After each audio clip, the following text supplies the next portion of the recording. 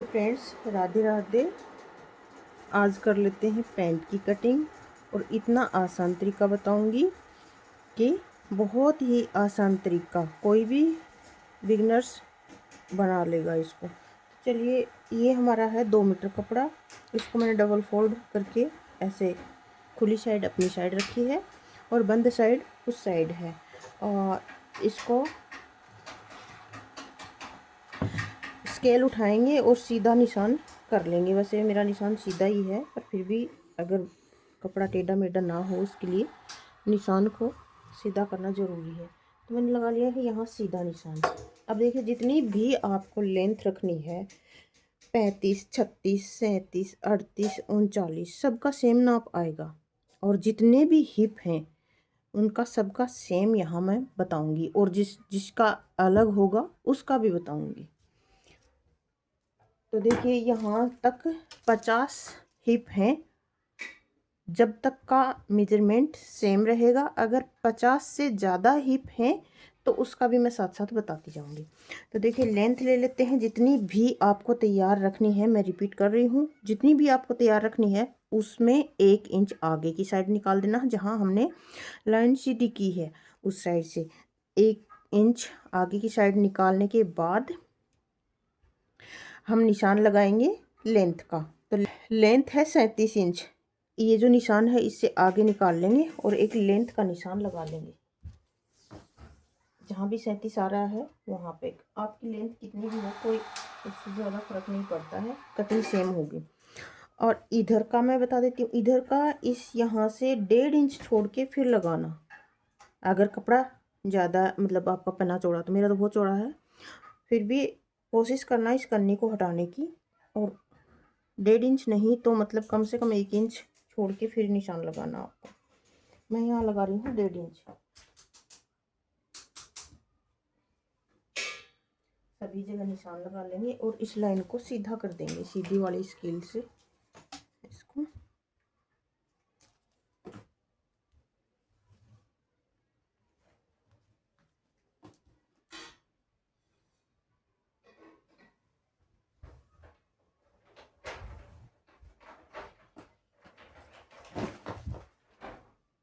जो लेंथ का निशान हमारा था उसको भी हम सीधा कर देंगे। लेंथ का निशान आप इस साइड से भी ले सकते हो, उस साइड से भी, जहाँ भी लोगे 1 इंच बाहर निकाल के फिर लेना है, क्योंकि 1 इंच हमारा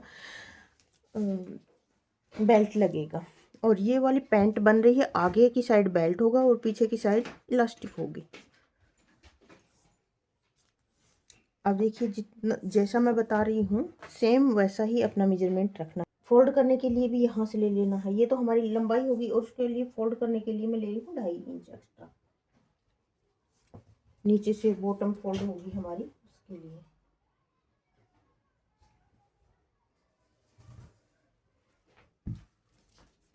अब देखिए, यहाँ आगे बेल्ट और पीछे इलास्टिक है, तो ये हमारा फ्रंट वाला पल्ला कट रहा है। तो देखिए, हमारी जितनी कमर होती है उसको फिक्स नाप लेना होता है, लूजिंग वूजिंग कुछ नहीं देनी होती है। जितनी हमारी कमर आती है उसको एकदम फिक्स नाप लेना है। उसका चौथा हिस्सा यहाँ रखना है। जितनी भी कमर हो उसका चौथा हिस्सा रखना है। प्लस में 2 इंच और एक्स्ट्रा लेने हैं। वो किस लिए लेने हैं? आधा आधा इंच सिलाई में जाएगा और आधा आधा इंच की यहाँ टक्स डलेंगी, तो 2 इंच और एक्स्ट्रा ले लो। जितनी भी कमर है किसी की, उससे चौथा हिस्सा करने के बाद 2 इंच एक्स्ट्रा ले ले। ठीक है। अब यहाँ से हमारा आसन का निशान लगाना है। तो देखिए, सेम हिप डिवाइड 4 कहाँ तक करना है? जहाँ तक 50 हिप हैं किसी के, वहाँ तक हिप डिवाइड 4 करना है। उसके आगे हमें माइनस कर देना है, क्योंकि ये बहुत ज़्यादा बड़ा हो जाएगा अगर उस हिसाब से हम जाएंगे। तो 50 हिप हैं वहाँ तक करना है हिप डिवाइड 4, और यहाँ से लेना है उसको हिप डिवाइड 4। कोई लूजिंग नहीं, कोई कुछ नहीं, आसन परफेक्ट आएगा। करके देखना। जितने भी हिप हैं उसका चौथा हिस्सा और यहाँ लगा देना निशान। ठीक है। ये निशान हो गया हमारा आसन का। इसको भी सीधा कर देते हैं।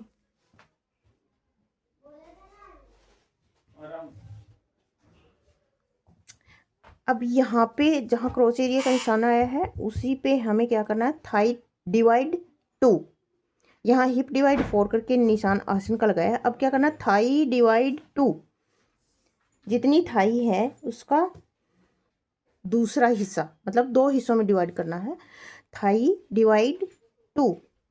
अगर किसी को थोड़ी हल्की लूज चाहिए तो 1 इंच की लूजिंग दे सकता है। ठीक है, मेरी जितनी थाई है उसका मैं निशान लगा रही हूँ।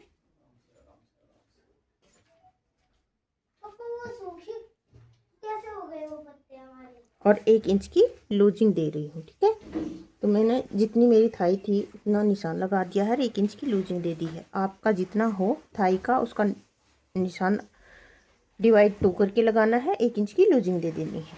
ठीक है, अब जैसे किसी को ये क्रोच एरिया यहाँ से यहाँ मिलाएंगे, मेरा तो ज़्यादा नहीं आ रहा, किसी किसी का ऐसे आ जाता है, यहाँ 3 इंच बच जाता, तो आप ऐसे टेढ़ा निशान लगा सकते हो उसके लिए। मेरा ज़्यादा नहीं आ रहा है, मेरा नॉर्मल आ रहा है। ठीक है, ये हो गया हमारा, बस यही है और कुछ नहीं है इसमें, बस इतना ही ध्यान रखना है।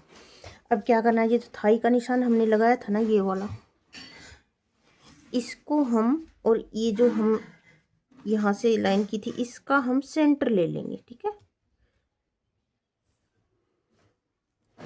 और सेंटर लेने के बाद यहाँ भी लगा दिया एक निशान, और जो हमारी प्लेट आएंगी वो इस सेंटर पे ही आएंगी, यहाँ भी लगा दिया, और यहाँ तक नीचे तक लगाएंगे हम इसको।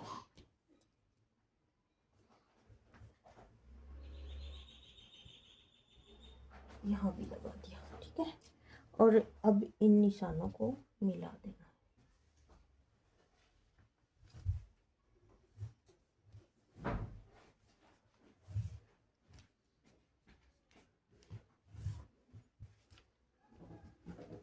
अब यहाँ से हमें जितनी भी मोरी तैयार रखनी है, 10, 11, 12, 13, 14 जितनी भी रखनी है, उसको हम यहाँ से इस साइड और इस साइड रख सकते हैं। मेरी रखनी है मुझे 6 इंच, 6 इंच रखनी है।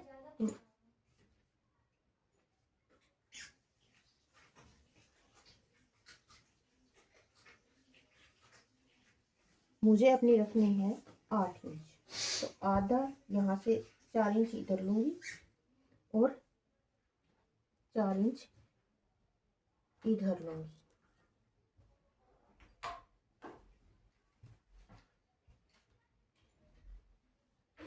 इस निशान से 4 इंच इधर और 4 इंच इधर, और स्केल ले लेंगे हिप कर्व वाला।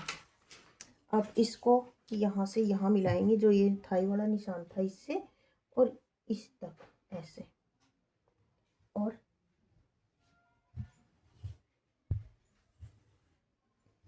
इस निशान में मिला देंगे। अगर किसी को फिटिंग पहननी है तो फिर आगे की साइड से लगाना है, ऐसे इतनी फिटिंग हो जाएगी। फिर मुझे इतनी ज़्यादा फिटिंग नहीं चाहिए थी तो मैंने पीछे की साइड से लगाया। अब इसको उल्टा ऐसे पलट लेना है इसी को, और फिर इस साइड भी ये निशान लगा देना। अब यहाँ से जो ये कोना बन रहा है, इस कोने को हटाने के लिए इसको हिप कर्व को, स्केल को ऐसे रखेंगे और ऐसे मिला देंगे। ये हो गई हमारी पैंट की ड्राफ्टिंग। अब क्रोच एरिया के लिए हम,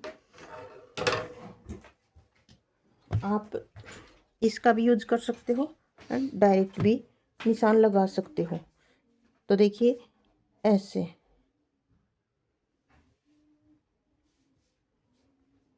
सीधा एकदम खड़ा सा निशान लगाना है, भले ही ये 0.25 जितना नीचे जाए तो जाने दें ऐसे। इसमें आगे की जो साइड है इसको 1/2 इंच डाउन कर लेना है। अगर किसी का ज़्यादा बड़ा पेट है तो उसको 1 इंच भी डाउन कर सकते हो। अब इसमें 1/2 इंच डाउन कर रही हूँ मैं। ठीक है, ये है हमारा फ्रंट पार्ट की ड्राफ्टिंग। अब बैक में ज़्यादा कुछ करना नहीं होता, इसी को रख के बैक की ड्राफ्टिंग कर लेंगे। कटिंग कर लेते हैं।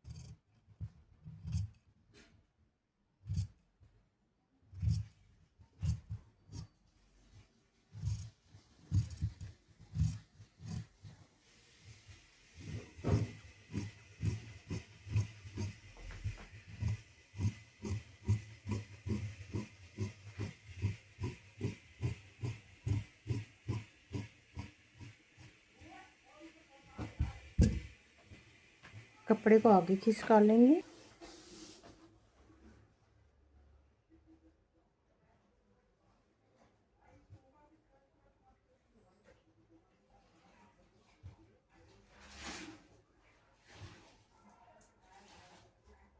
इसके कपड़े के ऊपर हमने फ्रंट पार्ट को बिछा लिया है। अब जो निशान चेंज होंगी वो मैं बता देती हूँ, कहाँ कहाँ निशान चेंज होंगे। देखिए यहाँ से हम लेंगे 2 इंच, यहाँ से लेंगे 2.5 इंच, वो किस लिए लेंगे हम बताएंगे बाद में। और यहाँ से भी मैं लूँगी 2 इंच, ठीक है।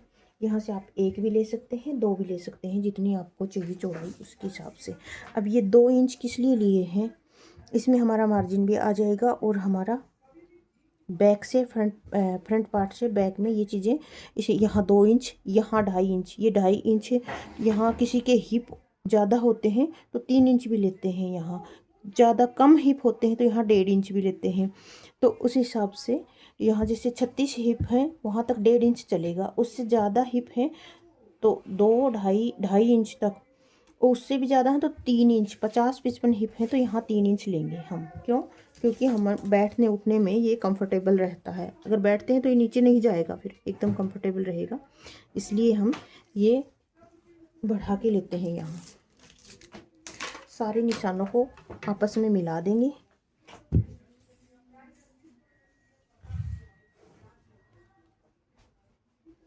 ये यहाँ कोने पे मिलाना है।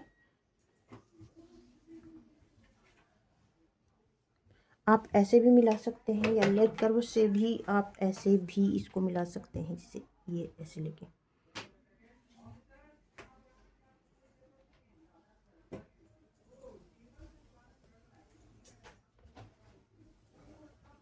ऐसे अब यहाँ से नीचे तक लेग कर्व लेंगे और यहाँ से 1 इंच जितनी मेरी पट्टी है, मेरे को इतना ही चाहिए तो मैं इतना ही छोड़ के निशान लगाऊंगी, 1 इंच जितना।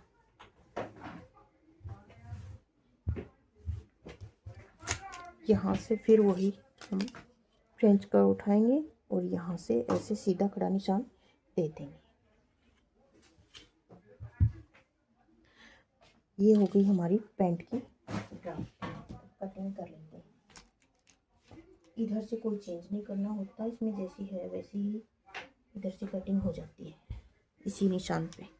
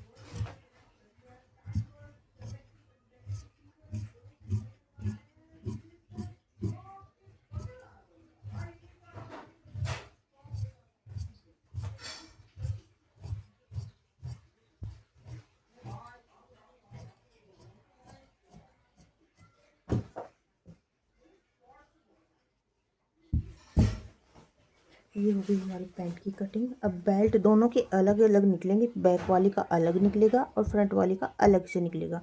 तो ये जितना ये है मतलब डबल, या तो आप यहाँ से स्टिच करने के बाद अगर सीधा करके बेल्ट निकाल लेना, या फिर ऐसे डबल करके यहाँ का अलग और ये डबल में डबल ही बेल्ट को बिछाना, डबल ही ये है तो बेल्ट की कटिंग कर लेना, ठीक है।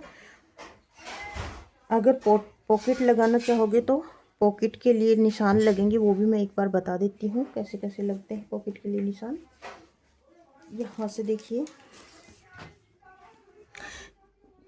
यहाँ से आएंगे 2.5 इंच जितना नीचे, ये 2.5 इंच जितना नीचे आके यहाँ से 2.5 इंच जितना नीचे आके यहाँ 6 इंच का एक निशान लगाएंगे। ठीक है, ये 6 इंच का, और ये आधा इंच हमारा स्टिचिंग में जाएगा अंदर, वो वाला निशान।